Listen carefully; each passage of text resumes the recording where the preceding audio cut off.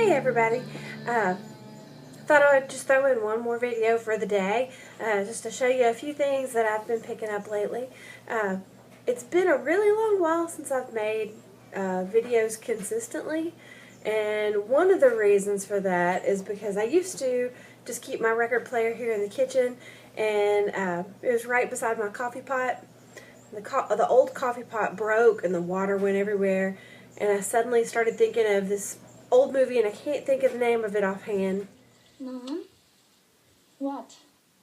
Coffee machine. Oh, perfect.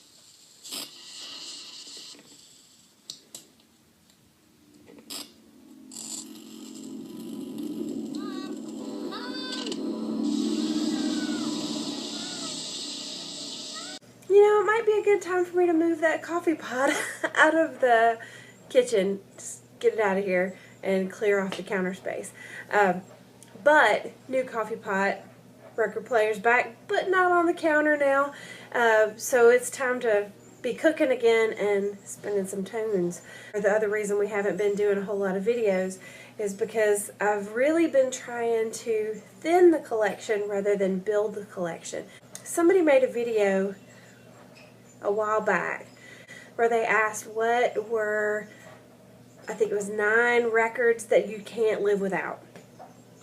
So I was thinking, which records would I choose? And then I started thinking, if I could whittle it down to 9 records that I couldn't live without, then why do I have all of these other records?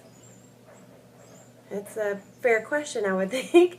And there's a lot of records that I keep because I'm really kind of stupidly sentimental, like my dad's old records and things like that. I'll never let them go. There are far more than 9 that I wouldn't want to let go of just because of sentimentality. But outside of that, really trying to think about which ones are kind of the essentials really made me think, why am I keeping records that I don't really listen to often anymore?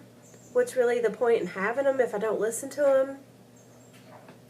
Because I always kind of tease people who have records that they keep sealed, and I always think that's kind of a crime, just because it's what the records were born to do, is to be played. And if I just have records sitting on the shelf, who cares if they're sealed or not? If they're not getting played, they're not getting played. So maybe it's time they go to a new home. So that's kind of what I've been thinking about, and I've been taking records and trading them, selling them, and exchanging them in some cases for other records that I didn't have in the collection, trying to upgrade or just change the collection up so that, I think I said a long time ago, I wanted it to be so that anytime I just randomly reached back into my shelf, whatever I picked out would be something awesome. It's a work in progress, but I will say that my collection has probably reduced into about half. I think that's right, about half. So I have a lot less to show, but I still am bringing records in, and I wanted to show you a few of them that I've picked up recently that I thought you might get a kick out of. And I decided to start with the most expensive ones. So at $3.95, Twilight Zone the movie, as you can see, it's a promo.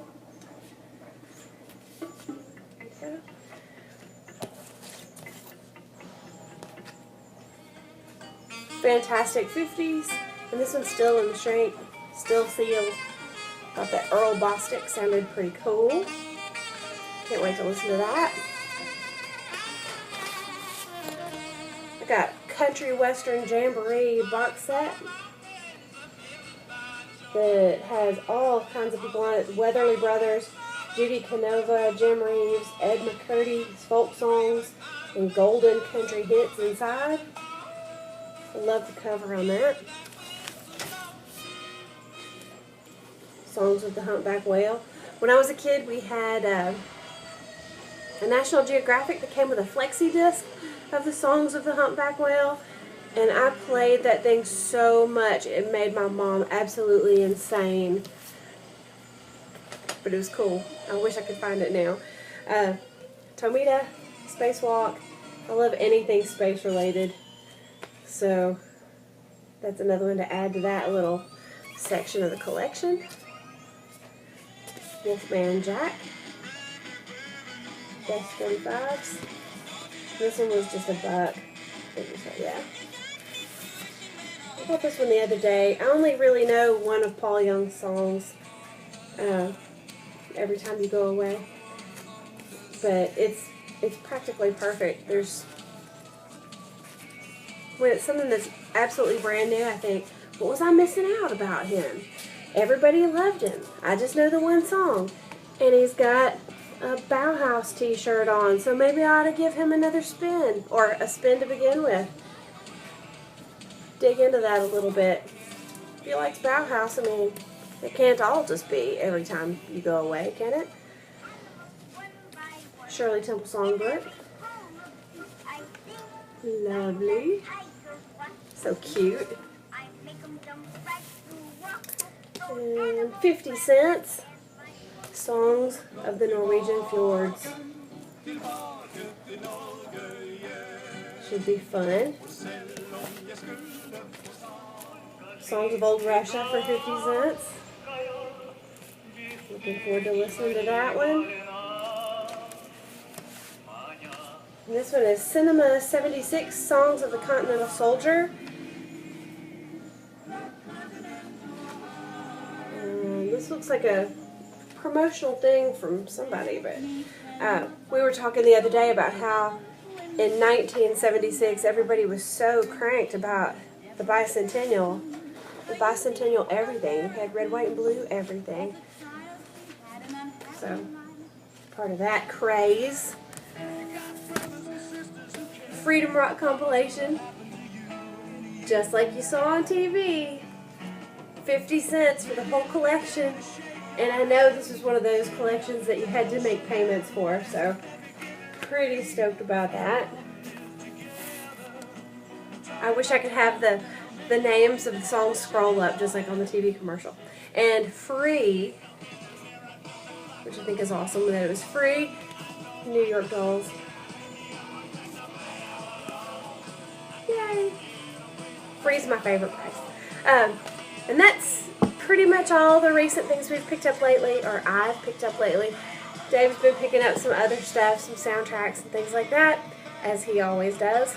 But these are my little budget gems, so hope you're doing well, staying warm, and as Trish would say, keep those good tunes spinning. We'll talk to you soon. Bye!